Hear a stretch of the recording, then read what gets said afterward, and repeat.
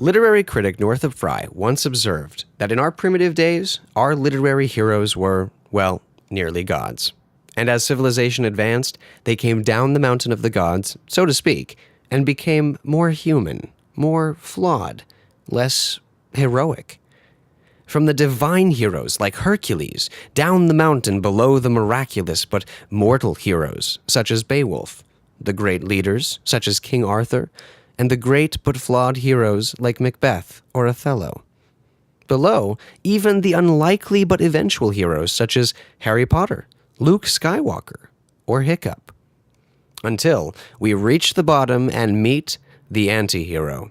Contrary to the sound, the anti-hero is not the villain, not the antagonist.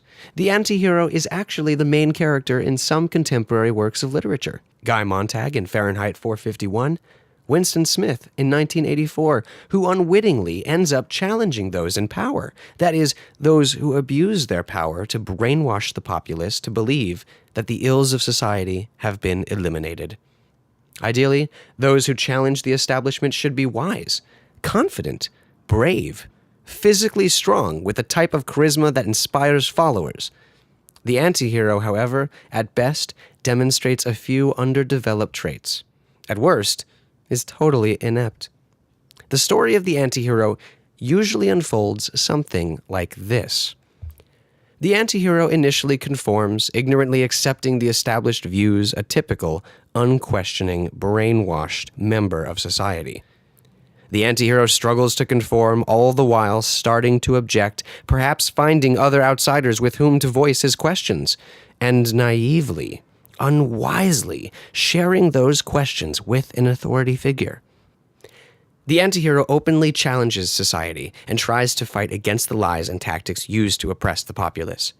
This step, for the anti-hero, is seldom a matter of brave, wise, and heroic opposition. Maybe the anti-hero fights and succeeds in destroying the oppressive government with a lot of impossible luck. Perhaps he or she runs away, escapes to fight another day. All too often, though, the anti-hero is killed or brainwashed to return to conformity with the masses. No heroic triumph here. No brave individual standing up against impersonal institutions of a modern world, inspiring others to fight, or resourcefully outwitting and outgunning the massive army of the evil empire. Our storytelling ancestors calmed our fears of powerlessness by giving us Hercules and other heroes strong enough to fight off the demons and monsters that we suspected haunted the night beyond our campfires.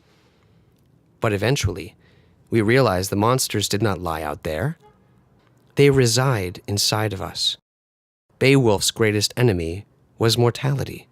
Othello's, jealousy. Hiccup, self-doubt. And in the tales of the ineffectual anti-hero, in the stories of Guy Montag and Winston Smith, lie the warnings of contemporary storytellers playing on very primitive fears.